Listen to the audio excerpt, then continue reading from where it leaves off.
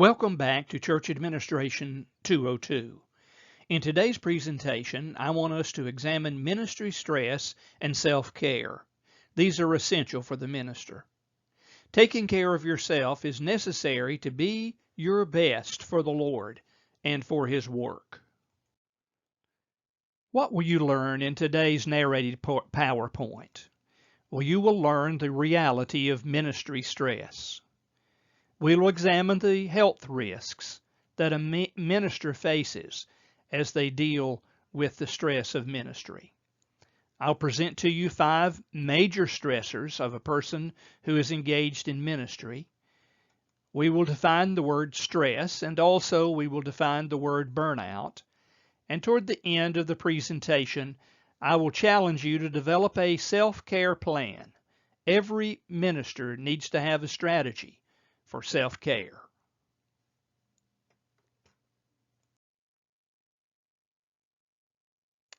The Fuller Institute of Church Growth discusses isolation, that is, being alone, as a significant ministry stressor for pastors. 90% of ministers work more than 50 hours per week. I know several ministers who work 70 or 80 hours per week. It's a work week that mitigates against good health. Fuller found that 80% of ministers believe pastoral ministry affects their families in a negative way. I place this in red to emphasize that pastoral ministry does not need to impact our family negatively. 33% believe ministry is a hazard to their family. 75% of ministers reported a significant stress related to a crisis at least once in their ministry, and 50% felt themselves unable to meet the needs of the job, unable to meet the needs of their calling. This slide continues the statistics from the Fuller Institute of Church Growth. These statistics are alarming. 90% of ministers felt inadequately trained to cope with ministry demands. Actually, training is better now than it has ever been before. Even so, ministers say that their training was inadequate. 70% say that they have lower self-esteem now compared to when they started ministry. 40% report serious conflict with a parishioner at least once a month, and 37% confessed to engaging in inappropriate sexual behavior with someone in the church. Perhaps one of the most alarming statistics is that 70% of ministers do not have someone that they consider a close friend. Now, what about you? What's been your experience? Do these statistics say to you that you're isolated and that you need to develop more friendships? It's obvious that pastors or ministers need to get out from underneath the stress of isolation, and it can be done. This slide contains a sobering quote that comes from the New York Times. Quote, "Members of the clergy now suffer from obesity, hypertension, and depression at rates higher than most Americans. In the last decade, their use of antidepressants has risen while their life expectancy has fallen. Many would change jobs if they could." Close quotes. Does this sound right to you? Why or why not? You may want to pause this PowerPoint presentation at this time and think about this question. Does this sound right to you?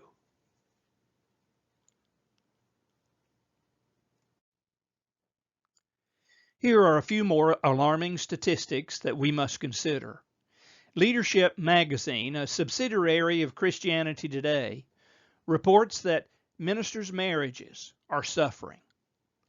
81% say they have insufficient time together as a couple. 71% say that a great stressor in their marriage is the use of money, and very much related to this, 70% say that their income levels are so low that it creates stress in their marriage. 64% complain of communication difficulties. 63% say congregational differences profoundly affect their marriages in a negative way. And then 57% say differences in leisure activities stress their marriage relationship. We continue looking at statistics on this slide. 53% of ministers have difficulties raising their children. Some of the children are simply out of control, and the parents don't seem to know how to rein the kids in. 46% report sexual problems. 41% talk about anger toward their spouses, which may be spread over a wide-ranging set of issues. 35% have differences over the ministry as a career. That is, are they called, or should they go into another field? And 25% have differences over the spouse's career. Now I encourage you to look at your own life. On a scale of 1 to 10, how is your marriage doing? A second question, would your spouse agree with your assessment? What would it take to make your marriage better by even 1 or 2 points? Will you do it? This would be a good place to just simply turn off the narrated PowerPoint and begin to think through your marriage and how it could be improved. Ministry Magazine has identified 5 major stressors in a minister's life. I want to review these for you. The 5 major stressors are mobility, that is moving, and we often move frequently. Compensation, it's pretty low at times. Time demands, we're always at the beck and call of church members or members of the community. Social support, having friends. And then boundaries. Let's look at these one at a time.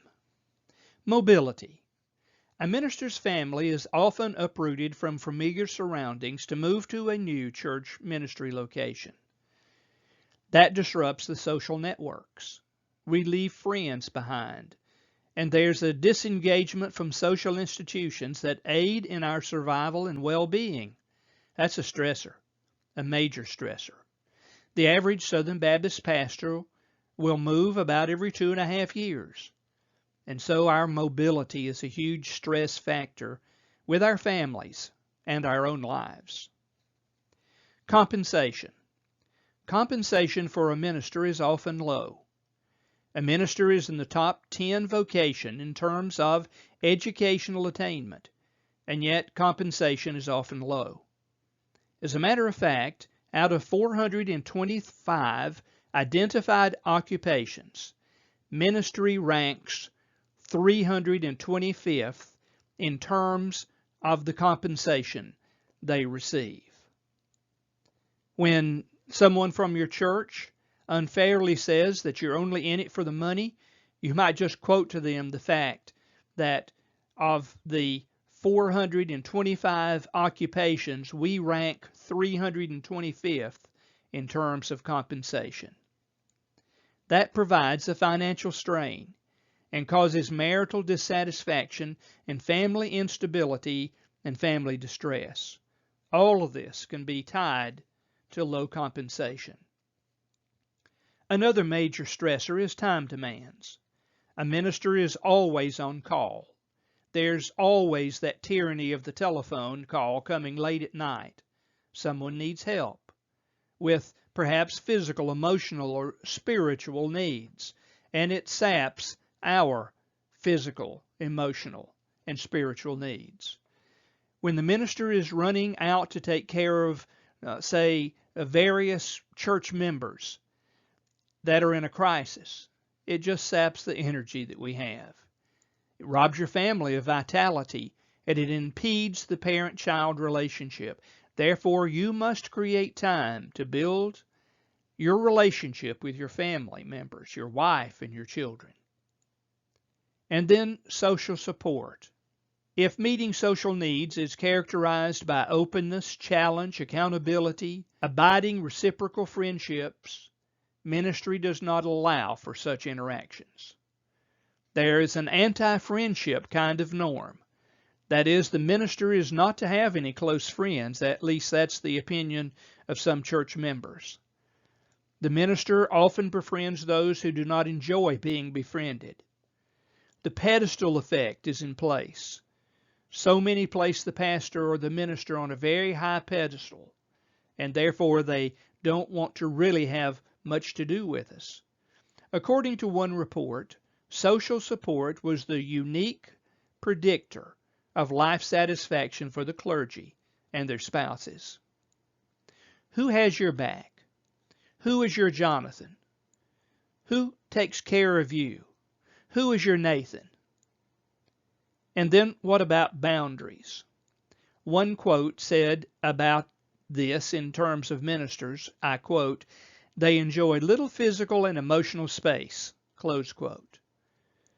There are constraints to the ministry and high expectations and demands, and as a result, there are few suitable boundaries around our lives. Those that we have sometimes are not sustainable. The ministry certainly does have some great stressors, but we have a great God, don't we? That God can provide for us even in the area of mobility, compensation, time demands, social support, and boundaries. On this slide, you will be presented two definitions that will be important to you in ministry. One is compassion fatigue. Compassion fatigue is a state of tension and preoccupation with the individual or cumulative trauma of clients as manifested in one or more ways. Compassion fatigue means that you have become tired of caring for a person or for persons that have needs, and the crisis that comes into their lives is then transferred to your life. Compassion fatigue can be with one individual, or it can be with many individuals, like an entire congregation. And then burnout can be defined as the cumulative stress that develops into a state of physical, emotional, and mental exhaustion caused by depletion of resources to cope. And it can come with many kinds of work, but particularly it is seen in the ministry. When burnout was rearing its ugly head in my own personal life, I could sense that I was getting short-tempered and irritable in doing ministry. I didn't want to be around people. Interruptions bothered me. And so I would usually just take some time off, maybe 2 days.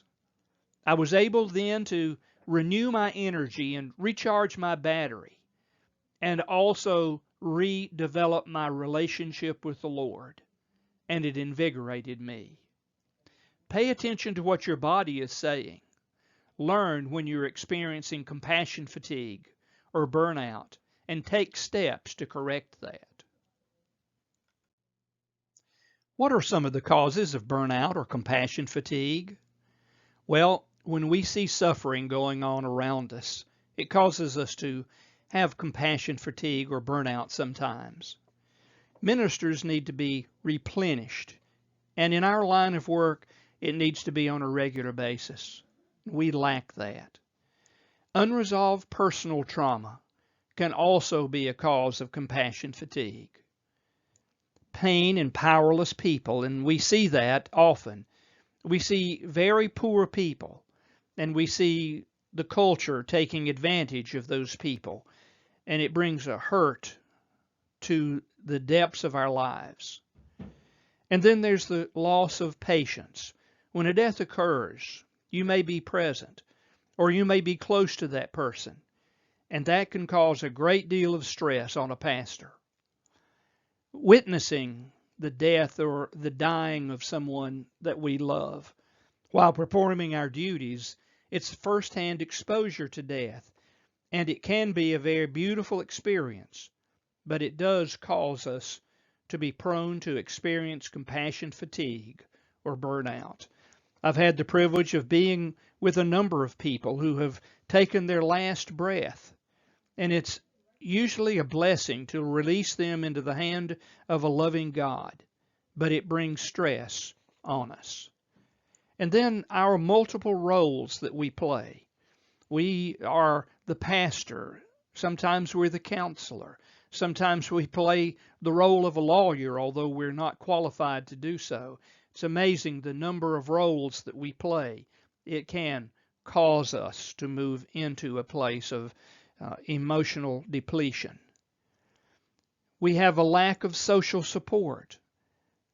And then there's a sense of not appreciating the danger of empathy. We need boundaries in our lives due to the multiple roles that we face. A lack of social support systems and not appreciating the danger of empathy can all lead us to a point of being emotionally drained, emotionally worn out. Since we've talked about compassion fatigue and burnout, I thought it would be good for us to look at some of the symptoms we should watch for.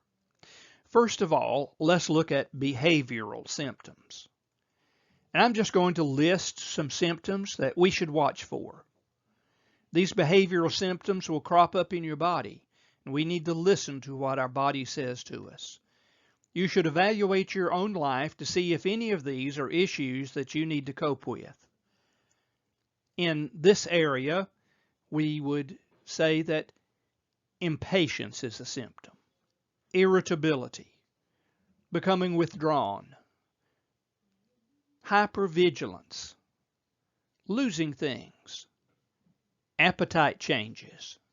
To continue our list of behavioral symptoms, they include regression, accident proneness, risk-taking, addictive behavior, lack of self-care, a heightened, startled response, or moodiness. And then there are symptoms that we could call affective symptoms. Let me read a list of those.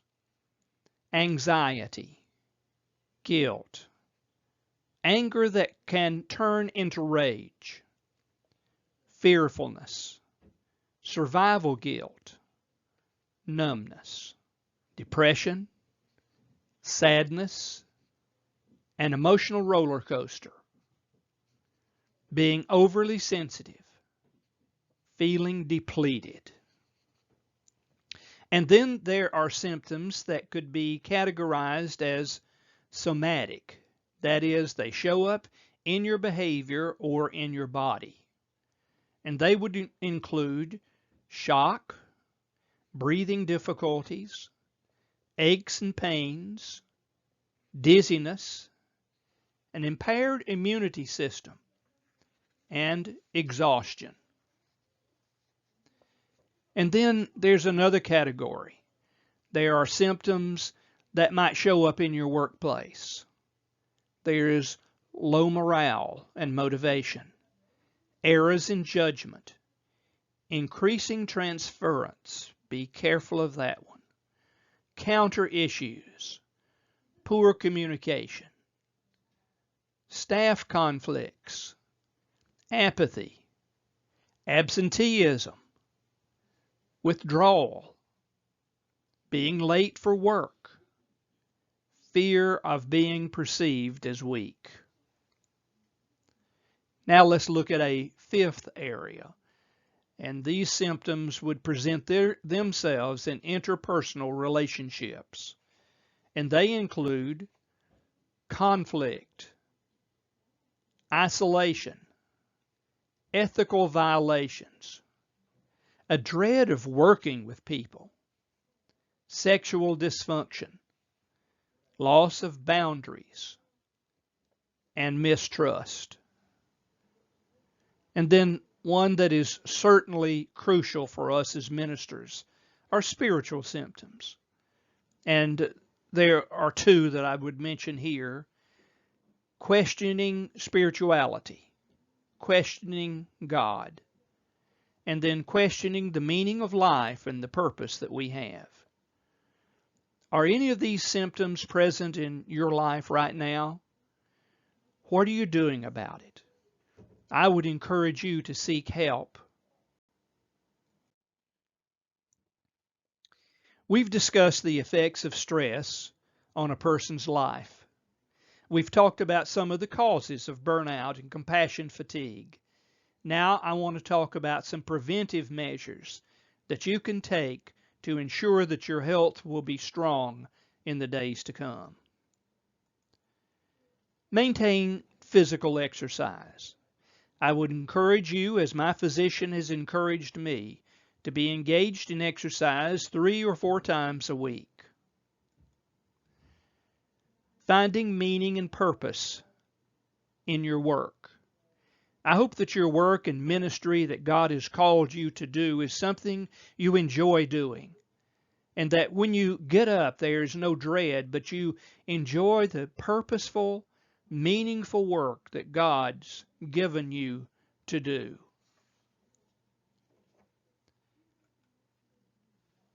Develop coping skills. One of the ways I cope with stress and pressure is physical exercise, but another method that I use is reading. Another method that I've used over the years is just simply to share the good news of Jesus with those that have a need to know. And then sustaining social support. I encourage you to develop a support system. If you can gather a group of ministers and engage in a support system for one another, you will prolong your ministry at the place that you're serving today and the place you will serve in the future. And you'll be a much healthier pastor or minister. Practice peace and a sabbatical rest. That means you take a clean day off and that you don't allow anything to come in the way of your day off unless it's an absolute crisis or an emergency. Sabbath rest is a biblical principle that every minister should practice. Practice the sabbatic rest. And then exercise sound sleep routines. We need to get the proper amount of sleep, and every person has a different biological rhythm that requires differing amounts of sleep. Some can function quite adequately on 4 or 5 hours of sleep, whereas others require 8 or 10 hours of sleep. You find your routine and get in it. And then I would encourage you, obviously, to practice spiritual disciplines. Every person needs to have discipline in their life. There's the discipline of purity, the discipline of devotion, the discipline of spending time in the Bible every day, the discipline of prayer, the discipline of worship. I'm not talking about the corporate worship you lead in your church. I'm talking about personal worship, individual worship, because you can't really worship corporately until you first have private worship. There is the discipline of the tongue, the discipline of leadership, the discipline of giving, the discipline of witnessing, and the discipline of ministry. All these are helpful in preventing stress from taking an undue toll on you physically, mentally, and spiritually. Now let me share with you 18 things that will be helpful for you in your self-care strategy. Number 1, take stock of what's on your plate. Is there too much there? Are you required to do way more than you're capable of doing? than get something off your plate. Number 2, find time for yourself every day. That may simply be time to read a book, or go jogging, or spend time with your family. But find time for yourself each and every day. Number 3, learn to delegate. Learn to ask for help. Help at home and help at work. Practice the Jethro principles that we learned in Church Administration 201.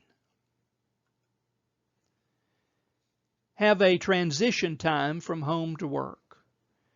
Try to leave those things at work that need to stay at work. Don't carry them home to stew over. Focus on your home and building a strong marriage and a strong family. On this slide, we continue to discuss some helpful self-care strategies.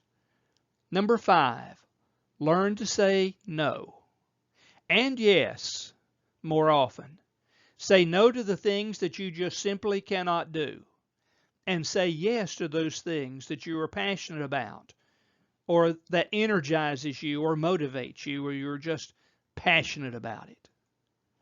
Number 6, assess your trauma inputs. When you have a death in your church family, that's a trauma or a wound that's been inflicted on you. Recognize that wound and take the time that's necessary for it to heal. Number 7, learn to recognize compassion fatigue. We've talked about that at length already in this session. And then have an accountability partner.